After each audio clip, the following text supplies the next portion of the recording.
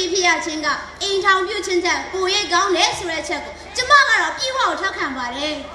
လူတိုင်းကအချင်းနဲ့မကင်းဘူးဆိုတာကို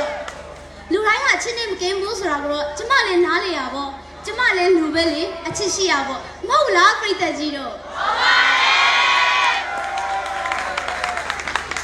ဒါပေမဲ့လေအချစ်ဆိုတာကစကလုံးလေးကနှလုံးပဲနော်အနောက်မှာပူလောင်ခြင်းဝမ်းနေခြင်းစတဲ့စိတ်ကိုတောကရောက်စေမဲ့အရာတွေအများကြီးဆိုတာကိုတော့အားလုံးလက်ခံကြမယ်လို့ကျမကတော့ထင်ပါတယ်အိမ်ထောင်ပြုတ်ခြင်းကကောင်းတယ်ဆိုလို့ရှိရင်လူပြိုကြီးအပြိုကြီးဆိုတာရောရှိတာမှမဟုတ်ဘူးလေနောက်ပြီးတော့လင်မယားချင်းကွဲတယ်ဆိုတာရောရှိတာမှမဟုတ်ပါဘူး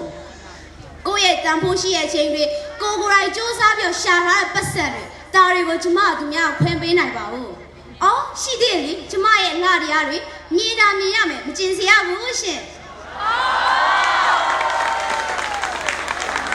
အင်ချောင်ကြတော့ပြီဆိုရင်လေမင်္ဂလေးဖြစ်ဖြစ်ယောက်ျားလေးဖြစ်ဖြစ်ကိုယ့်ရဲ့တန်ဖိုးရှိရဲ့ချိန်တွေကိုဘာမဟုတ်တဲ့အချစ်ဆိုတဲ့စကလုံးနှလုံးသွင်းနဲ့ခွဲပေးနေရတာလေဟုတ်တယ်မလားပြိတ္တကြီးတို့ဟုတ်ပါဘူးအကယ်၍အဲ့ချိန်တွေကိုတော့ကိုယ်တိုင်ပဲသုံးချလိုက်မယ်ဆိုရင်တော့သူများထက်နာတပြားတာတော့မှအသေးချပါပဲဒါကြောင့်အပြူကြီးလူပြူကြီးလောက်တာပိုကောင်းတယ်လို့ကျမကတော့အပြည့်အဝကိုထောက်ခံပါတယ်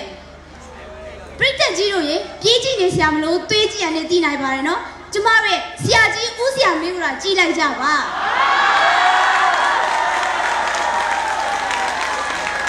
တကူရဲတောက်ပနေတဲ့လှမင်းကြီးလိုပါပဲဘူပန်ဆရာရှင်းတော်မှာပေတစေးပြောက်တဲ့နဲ့မှဘူပန်ရတယ်ဆိုတာမရှိပါဘူးဒါဟာဆရာတဲ့နှုတ်ပြချင်းရဲ့လက်ဝက်ချက်ပဲလေအခုလုံးပညာသက်များမွေးထုတ်ပေးပြီးစာသင်ပြကောင်းနေတဲ့ဆရာတယောက်ဖြစ်နေတာကလေဆရာရဲ့အချိန်တွေကိုအချင်းဆိုတဲ့စကလုံးလုံးတက်နဲ့မနစ်မြုပ်ပဲအကျိုးရှိရှိအသုံးချခဲ့အတွက်ခုလိုမျိုးအောင်မြင်မှုရရပဲမဟုတ်ဘူးလားပြိတ္တကြီးတို့ပြိတ္တကြီးတို့လူတွေကပြောကြတယ်အချင်းဆိုတာလူနှုတ်ပြစေတယ်တဲ့ဒါဆိုရင်ဘာလို့ဆရာကအောင်နှုတ်ပြနေရလဲဆရာလေးလူပြကြီးတယောက်ပဲလေအဖေကတော့ရှင်းပါတယ်အော်နောက်ပြီးရှိသေးတယ်အချင်းဆိုတာပျော်ရွှင်မှုပေးတယ်တဲ့အဲ့လိုကြကျမတိတ်ကိုကြီးရှင်တာဗောရှင်ဒါဆိုရင်အပြည်ပြည်ဆိုင်ရာအသေးကွဲနေဆိုပြီးရှိလာပါဦးမလားအချစ်ကြောင့်ငိုကြွေးနေရတာတွေပူပန်နေရတာရှိလာပါဦးမလားမငိုကြွေးရဘူးလို့တော့မပြောလိုက်နဲ့နော်အသေးကွဲပြီးတော့ညတိုင်းခိုးခိုးငိုနေရတော့ခေါင်းလေးရတာအတိဆုံးပါနော်ကဲကြည့်အခုတော့မှအောက်မှာတက်ဆိုင်တဲ့သူရီတွေကြပြီလေဒီနေ့ဒီရဲ့ချစ်ပဲခံစားရသမျှငိုမယ်နှက်ပြန်မိုးလေးရင်မငိုတော့ဘူးအချင်းတော်မှရှိသေးလေပြောတော့အချစ်ကပြောရှင်မှုပေးတာဆိုအကြောက်ကျမတိတ်ကိုရည်ချင်တယ်လို့ပြောတာဗောရှင်အင်ထောင်ကြတော့ပြီဆိုရင်လေအိတ်ကောင်းချင်းနဲ့မအိပ်ရစားကောင်းချင်းနဲ့မစားရညတကောင်ကလေးငိုလို့နိုးထတရနဲ့ကလေးကကြီးကြလို့အဖေရောအမေရောမအိပ်ရနဲ့တခုခုစားမယ်ဆိုရင်လေတာသမီမျက်နှာကိုကြည့်နေရသေးတယ်အမျိုးသမီးတွေဆိုရင်လေမနဲ့မိုးလင်းလာနဲ့ကလေးချောင်းသွားဖို့ပြင်ပေးလိုက်ရယောက်ျားလှုပ်သွားဖို့ပြင်ပေးလိုက်ရပြီးပြီဆိုရင်နားရမထင်နဲ့နော်အိမ်သက်ရှင်ရလှုပ်ရပြန်ရောပတ်စံကိုလေခြေတာပြီးမှ300သေးတယ်အင်ထောင်ပြုတ်တယ်ဆိုတာကတိတ်ကိုကောင်းရှုပ်စရာကောင်းတာပါပဲ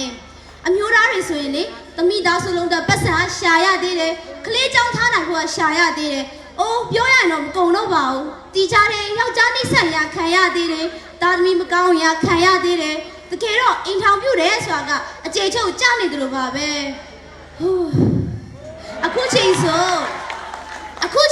ဝါကျွတ်ပြီဆိုရလေနော်မင်္ဂလာဆောင်တစ်ခုပြီးတစ်ခုပဲတိတ်ကိုပြောနေကြတကယ်တမ်းကတော့ကိုယ်တိုင်ခေါ်ဆရာမလို့ပဲအသားတကြီးဆောင်ထဲဝင်နေရမသိကြဘူးလေအပြူကြီးလူပြူကြီးဆိုတာလေဖြစ်ကိုဖွားကိုကြိုက်တယ်လို့ခြေလေလို့ရတယ်မိုးမှန်လို့ရတယ်သူ့မှာကြည့်နေဆရာမလို့ဘလောက်တောင်ကောင်းလိုက်တယ်လေကိုရှာတဲ့ပတ်စံကိုလေကိုကြိုက်တယ်လို့သုံးလို့ရတယ်အော်ပြီးတော့မိဘကိုလည်းဖို့အချိန်ပေးနိုင်တာပေါ့အသက်ကြီးရဲ့အထိမဖြတ်စည်းကြသေးဘူးဆိုတာဒီအပြူကြီးလူပြူကြီးပဲပြောရမဟုတ်ဘူးလားပြိတ္တကြီးတို့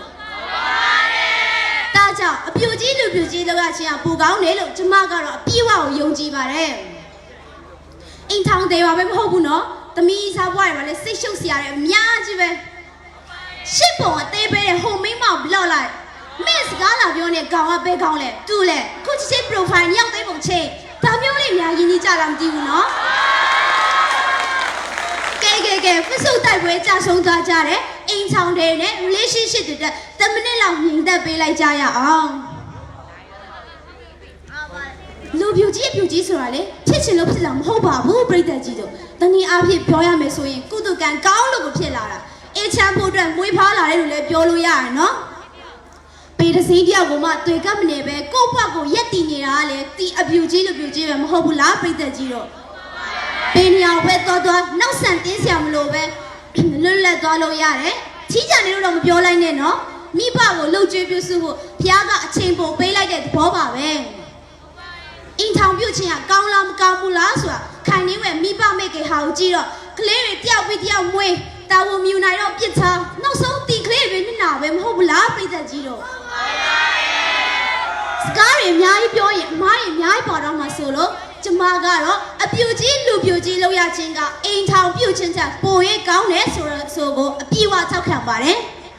ပြိတ္တကြီးရောတေချာစဉ်းစားကြည့်နော်တကိုယ်တဲ့အပြူကြီးလူပြူကြီးဘွားနဲ့ဘွားကိုအေးချမ်းမိဘကိုလှုပ်ကြွေးပြုစုပြီးနေမလားတာမမဟုတ်ကလေးတွေဂလောင်တွေပစီတန်းနဲ့ယထာသွေးကြီးလိုဖြစ်ပြီးစိတ်ပင်ပန်းတော့ကရောက်ခံမလားဆိုတာကိုတော့အုံနောက်ရှိတဲ့သူတိုင်းစဉ်းစားတတ်မယ်လို့ထင်ပါတယ်